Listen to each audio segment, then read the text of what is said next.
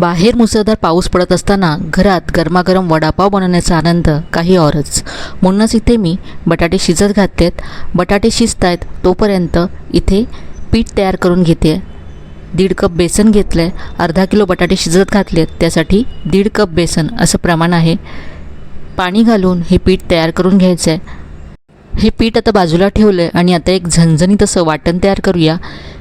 3 ते 4 मिरच्या घेतल्यात, आलं घेतलं आहे आणि भरपूर यामध्ये लसूण घातली आहे. 1 चमचा धणे आणि अर्धा चमचा यामध्ये जिरं घातलं आणि जाडसर असं हे वाटून घेतलं आहे. बटाटे शिजलेत ते मी सोलून असे कुस्करून घेतलेत.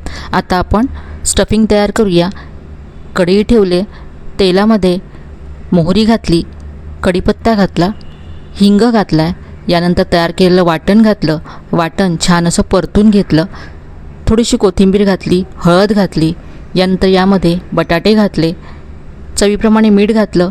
सगळी भाजी छान अशी परतून घेतली, कोथिंबीर घातली. भाजी तयार आहे. आता ही थंड करून घेतली. थंड झाल्यानंतर याचे वडे तयार करून घेतले. वडे आता फ्राय करूया. त्याआधी पिठामध्ये चवीप्रमाणे मीठ घालायचं आहे आणि अगदी चिमूटभर बेकिंग सोडा घालून मिक्स करायचं आहे. आता वडे तळून घेऊया. एक एक वडा पिठामध्ये घोळवून तेलामध्ये सोडायचा आहे.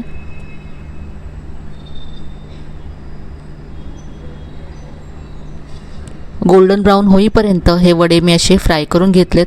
अगदी गोल गरगरीत असे आपले वडे तयार झालेत.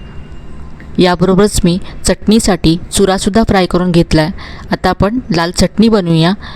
मिक्सरच्या भांड्यामध्ये चुरा घातला आहे, लसूण घातली आहे, कांदा लसूण मसाला घातला, चवीप्रमाणे मीठ घातलं आणि ही स्पेशल अशी वडापावची चटणी तयार करून घेतली आहे. याबरोबरच कोथिंबिरीची हिरवी चटणीसुद्धा बनवली आहे.